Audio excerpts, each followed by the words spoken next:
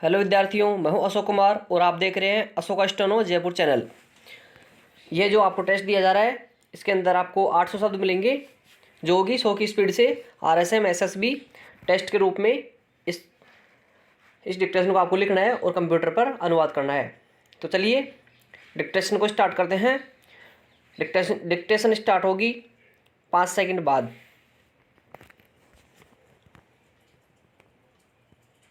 Start. जातियों का वर्गीकरण उनके व्यवसायों के अनुसार किया जाता है। स्टॉप।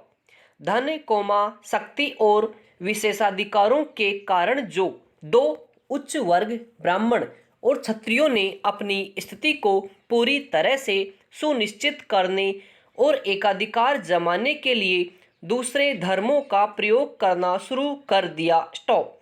इतिहास भी हमें यही बताता है कि समाज में सर्वोच्च स्थिति पर केवल दो ऊपरी जातियों का ही आधिपत्य था। Stop para. यहाँ तक कि परिस्थितियाँ अभी भी समान हैं। स्टॉप। ये ऊपरी दो श्रेणियाँ निम्न जाति से बहुत श्रेष्ठ मानी जाती है। स्टॉप। इस श्रेष्ठता को स्वीकृत या वैधता विभिन्न धार्मिक लेखों द्वारा प्रदान की गई थी, इसलिए कोई भी इस पर प्रश्न नहीं करता है। स्टॉप। इस तरह के लोग अपनी शक्ति की स्थिति शक्ति और रूढ़िवादी परंपराओं के द्वारा स्थिर बनाना चाहते हैं। Stop para. यहाँ तक कि समाज के शुरुआतीकरण से माना जाता है, ब्राह्मण, आमतौर पर पुजारी या विद्वान, सबसे ऊपर होते हैं। स्टॉप। दूसरा वर्ग क्षत्रिय, शासन करने वाला और सैनिकों को शामिल करता है। स्टॉप। सामान्यतः क्षत्रिय ब्राह्मणों से जुड़े होते थे क्योंकि वे उनके द्वारा अपना शासन चलाते थे। स्टॉप। एक क्षत्रिय शारीरिक और मानसिक मजबूती का प्रतीक होता है। Stop para. विरासत के अनुसार अगला वैश्य या व्यापारी वर्ग होता है। स्टॉप। यह वैश्यों का कर्तव्य होता था कि वे समुदाय की समृद्धि को कृषि, पशुपालन, व्यापार और उद्योगों के माध्यम से सुनिश्चित करें। स्टॉप।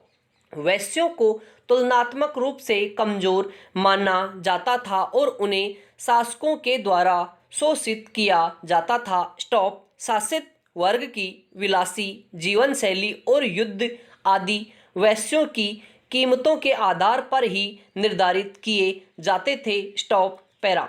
इसके बाद शूद्र आते थे, चारों वर्णों में सबसे नीचे का स्तर। स्टॉप। वे मजदूर, गरीब, किसान और नौकर होते थे। स्टॉप।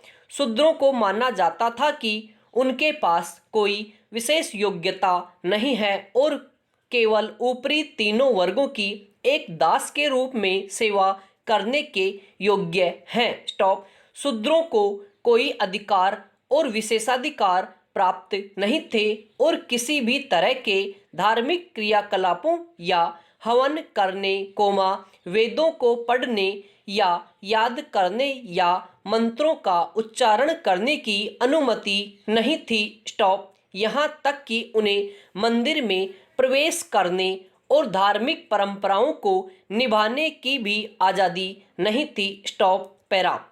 ये भेदभाव की प्रथा तथा कथित शूद्रों के साथ हमारे समाज में आज भी बहुत बड़े स्तर पर की जाती है। स्टॉप। इन चार वर्णों के अलावा जो एक अन्य वर्ग जो सबसे नीचे माना जाता था, वे थे अस्पृश्य, बाहरी जाति, क्योंकि वे कहे गए वर्णों का भाग नहीं माने जाते थे। Stop para.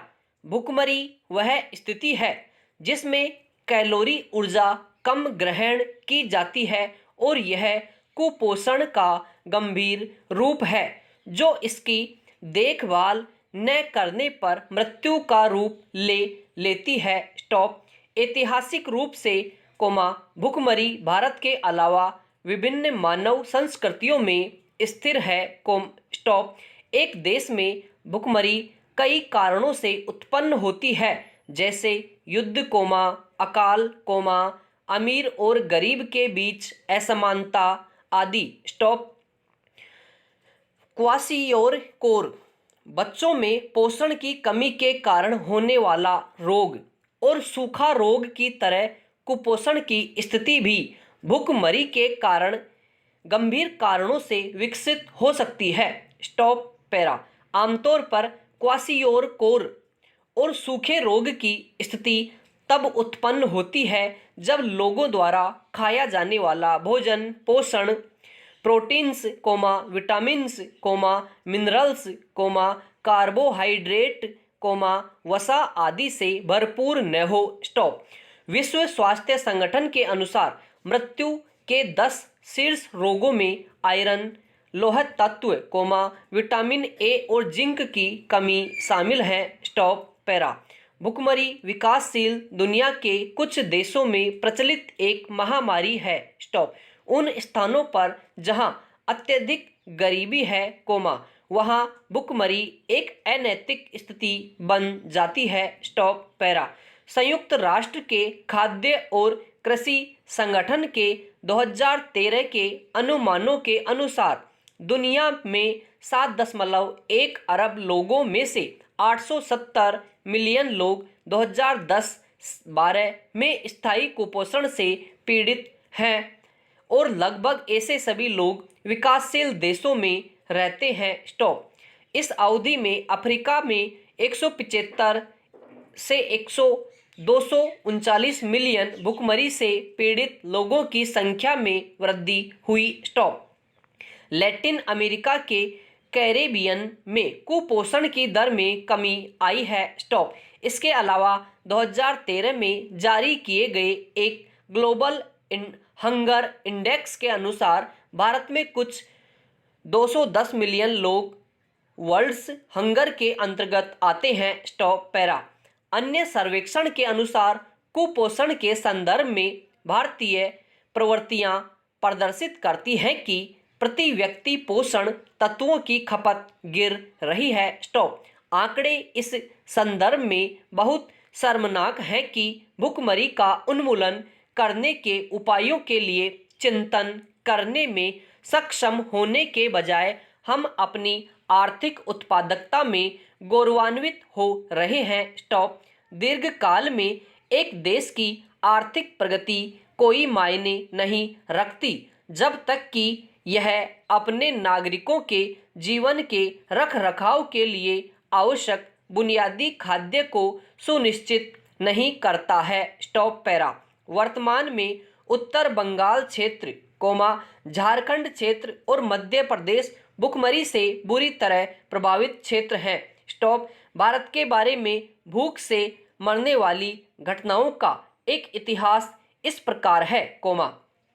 1943 में बंगाल में लाखों लोगों की मृत्यु भूख के कारण हुई कोमा। जनवरी 1943 में बंगाल के अकाल के दौरान मरने वालों की संख्या 3-4 लाख थी। स्टॉप समाप्त। इस डिक्टेशन को आप अनुवाद कीजिए, जितना हो सके कंप्यूटर पर करने की कोशिश करना, पेन से करने के बजाय, क्योंकि एग्जाम में बहुत ही कम समय बचा है। तो अनुवाद जरूर कीजिए और इसको मिलान कीजिए। धन्यवाद।